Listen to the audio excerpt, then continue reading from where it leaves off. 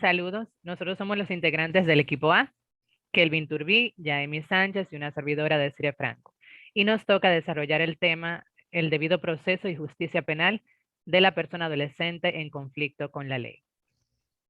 Tenemos que hablar primero del objeto de la justicia penal de la persona adolescente. Esto está en el Código del Menor, en la Ley 136-03, específicamente en el artículo 221. Y nos dice que la justicia penal de la persona adolescente busca determinar tanto la comisión del acto infraccional como la responsabilidad penal de la persona adolescente por los hechos punibles violatorios a la ley penal vigente, garantizando el cumplimiento del debido proceso legal. La justicia penal de la persona adolescente, una vez establecida la responsabilidad penal, tiene por objetivo aplicar la medida socioeducativa o la sanción correspondiente y promover la educación, atención integral e inserción de la persona adolescente en familia y en la sociedad. Para los efectos de la aplicación de las medidas cautelares y de las sanciones, la justicia penal de la persona adolescente se divide en dos grupos, de 13 a 15 años inclusive, y de 16 hasta alcanzar la mayoría de edad.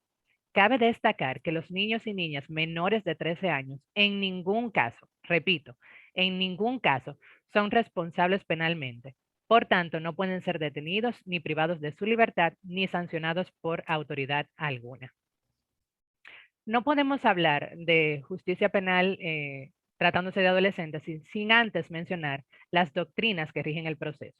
Hay una doctrina que habla de la situación irregular y no es más que el sistema o el medio por el cual se define la situación de los menores de edad que han sido objeto de abandono físico o emocional. Se parte de la premisa de que los niños normales eran los que contaban con el apoyo y la protección de los padres o familiares, mientras que los desamparados, problemáticos y los excluidos, a estos entonces se les llamaba menores. Las características de esta doctrina son que los niños y jóvenes se les denomina menores cuando son objetos de protección. Esta es una protección que viola o restringe derechos. Gozan de incapacidad y no se toma en cuenta su opinión. El juez ejecuta una política social o de asistencia. El juez, como buen padre de familia, tiene facultades omnímonas, es decir, que es un juez absolutista. La asistencia se confunde con lo penal y se considera el menor abandonado como un delincuente. Esas son prácticamente las características principales de la doctrina de sistema irregular. En contraparte a esta doctrina se encuentra la doctrina de protección integral. Esta articula un conjunto de mandatos sobre el ejercicio de la autoridad, la libertad, los derechos y deberes de todos, incluyendo padres, hijos, ciudadanos, y se extiende a los servidores públicos, es decir, a los tres poderes del Estado, el ejecutivo, el legislativo y el judicial. Podemos decir que la doctrina de protección integral significa de pasar a no tener ningún derecho, a que los niños no tengan ningún derecho, que es la doctrina de situación irregular, a pasar a tener todos los derechos para los niños, hablando ya de la doctrina de protección integral. Las características de esta doctrina podemos citar que ya se identifican los menores de edad como niños y jóvenes y estos están sujetos de derecho bajo una protección que sí reconoce y promueve derechos. Y hay una infancia integrada. Los niños se consideran como personas en desarrollo.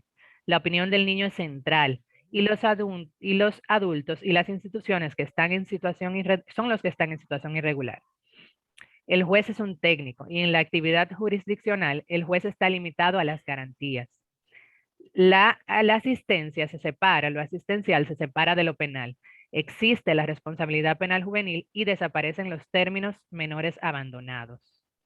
También a los delincuentes se les reconocen todas las garantías. Y en este caso, a diferencia de la doctrina anterior, la privación de la libertad es una excepción y es solo para los infractores. Y las medidas sí tienen un tiempo determinado. Esas son prácticamente todas las características de esta doctrina. Ahora bien, ¿qué instrumento tiene esa doctrina de justicia penal? No podemos dejar a un lado las reglas de Beijing. Estas se dominan así porque se discutieron las reuniones preparatorias para el séptimo Congreso de Beijing, China, en el año 1984. Entre los objetivos de este acuerdo internacional se encuentra el interés de establecer los principios generales y las reglas mínimas para uniformar el proceso penal seguido a los menores de edad entre las naciones del mundo. Dentro de estos principios podemos mencionar el principio de proporcionalidad, el debido proceso de la ley, el derecho de la confidencialidad y la privatización de los procesos, la celeridad de los procesos y la privación de libertad como medida de último recurso. Eso hay que resaltarlo, que la privación de libertad se establece como una medida de último recurso. Ahora bien, no podemos dejar a un lado quizás la parte central que definiría lo que es la justicia penal de los menores en conflicto con la ley, y es la Convención de los Derechos de los Niños. Este convenio entró en vigencia el 2 de septiembre del 1990. El escenario fue Nueva York, y ahí se celebró la Cumbre Mundial de la Infancia con delegados de 159 países. Esta convención ha sido considerada como el instrumento internacional de protección a los derechos humanos que ha sido más ratificada y aceptada en la historia de la humanidad, a tal punto que en la actualidad solamente Estados Unidos y Sudán del Sur son los únicos países que no han ratificado este convenio.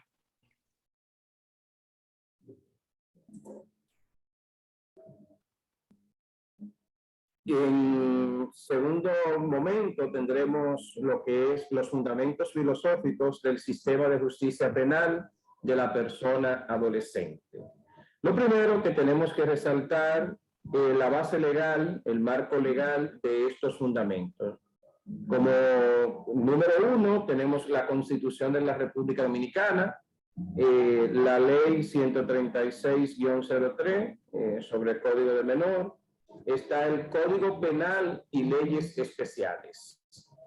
En cuanto a las normativas internacionales, también que colaboran con esto, están la Convención de las Naciones Unidas, sobre los derechos del niño, que ya mencionaba Desiree, en las reglas mínimas de las para la Administración de Justicia de Menores, las reglas de la ONU para la protección de menores privados de libertad del año 1990 y la directriz de las ONU para la prevención de la delincuencia juvenil del año 1990.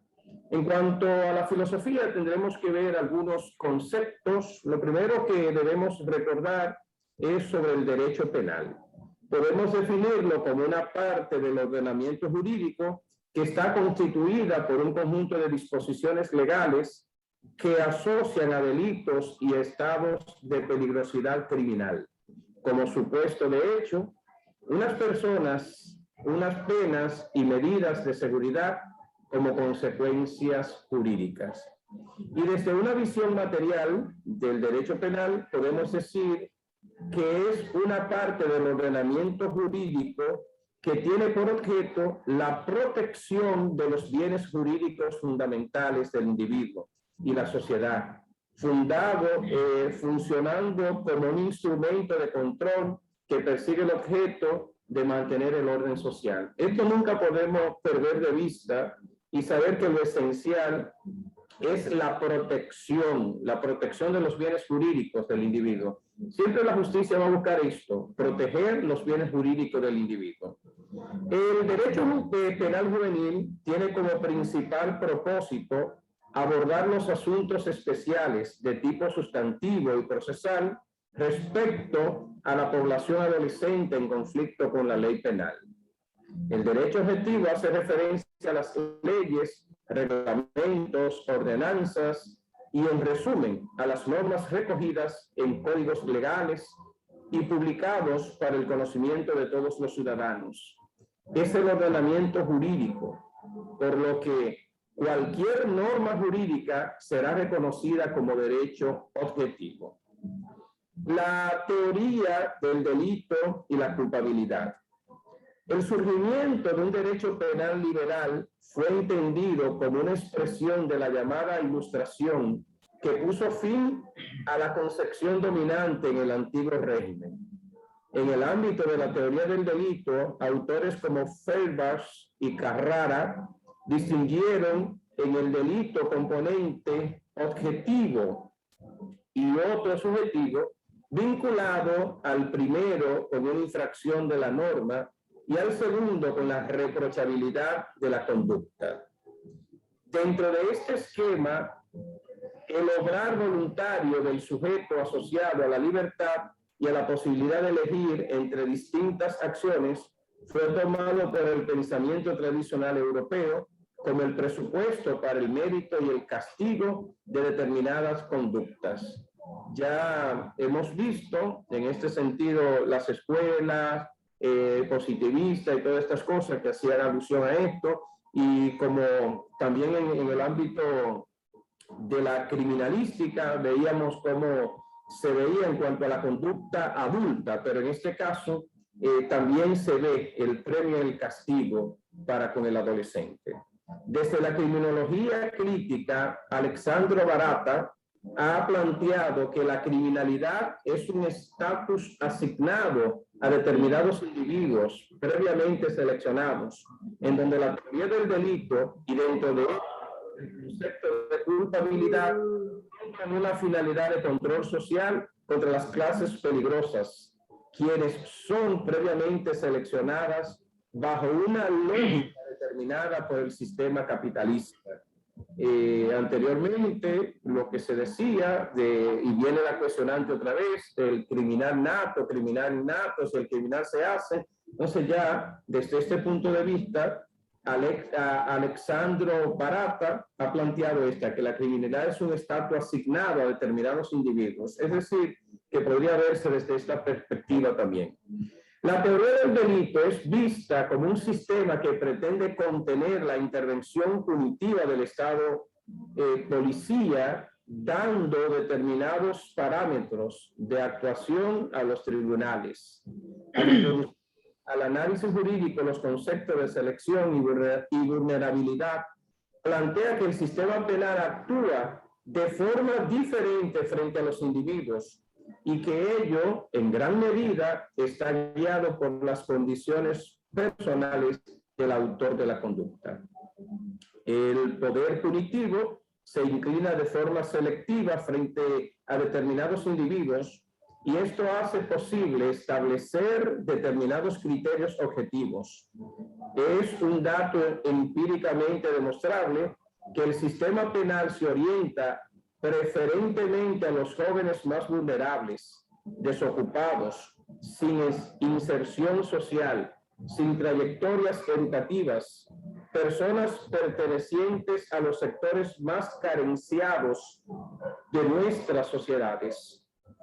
Estos datos no son abordados por la teoría normativa de la culpabilidad, ya que la evaluación concreta de la culpabilidad de la gente es formulada en base a criterios jurídicos, en donde ni la selectividad ni la vulnerabilidad al sistema penal forman parte de la discusión jurídica. La culpabilidad, para esta teoría, debe ser entendida como una culpabilidad que integre los datos relacionados a la vulnerabilidad del sujeto autor de la conducta delictiva, operando como una antítesis reductora que nunca puede habilitar una pena superior a la establecida por el reproche de la culpabilidad o por el acto. Es decir, que no se puede imponer una pena que no se corresponda con el delito como tal o con la falta que haya cometido el adolescente en conflicto con la ley.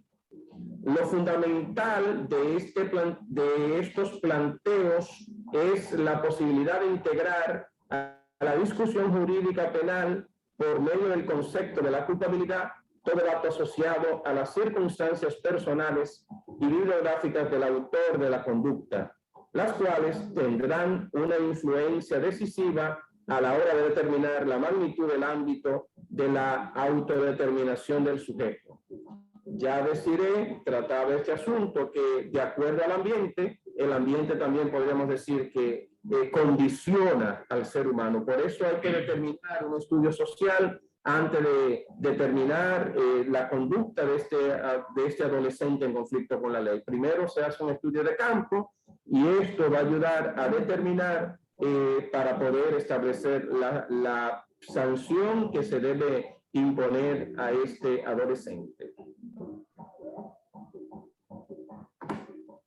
En este caso, en esta ocasión, yo le voy a hablar sobre las acciones penales de la persona adolescente. El régimen de las acciones dentro de los procesos de justicia penal de la persona adolescente está caracterizado por el mismo sistema que impera para el conocimiento de las acciones en la jurisdicción ordinaria, salvo algunas excepciones. Dentro de estas excepciones puedo citar, por ejemplo, que el juez de la jurisdicción ordinaria busca castigar al imputado adulto por el hecho punible.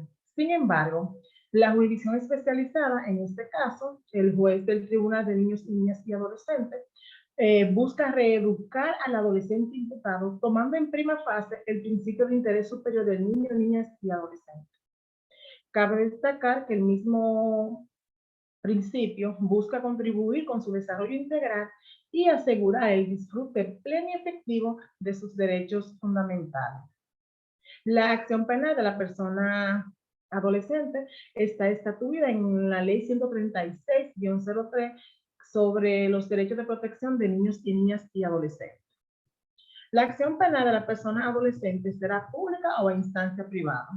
Cuando la acción penal sea pública, conforme a lo que establece la ley antes referida, corresponderá al Ministerio Público de Niños, Niñas y Adolescentes iniciar la investigación, ya sea de oficio, por denuncia o por querella, sin perjuicio de la participación que dicha ley le concede tanto a la víctima como a los ciudadanos.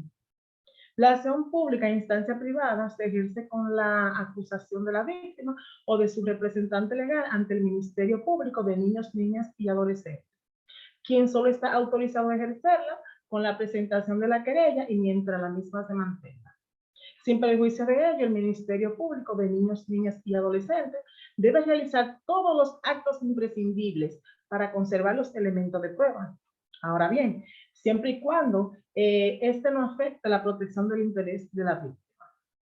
Dependerá de la presentación de la querella previa los siguientes hechos punibles: los golpes y heridas que no causen lesión permanente, días de hecho, amenaza, estafa, robo sin violencia y sin arma y abuso de confianza. En cuanto a la acción civil, cuando el hecho punible causado por una persona adolescente no emancipada, sea como autora o cómplice, produzca daños y perjuicios, comprometerá únicamente la responsabilidad civil de sus padres o su responsable, a menos que el niño, niña o adolescente tenga patrimonio propio. En cuanto al carácter accesorio de la acción civil en el proceso penal de la persona adolescente, la acción civil para la reparación de los daños y perjuicios podrá ser ejercida accesoriamente a la acción penal ante la jurisdicción de niños, niñas y adolescentes, mientras esté pendiente la persecución penal. Sobreseído o suspendido provisionalmente el proceso conforme a las previsiones de la Ley 136-03, el ejercicio de la acción civil se suspenderá hasta que la persecución penal continúe.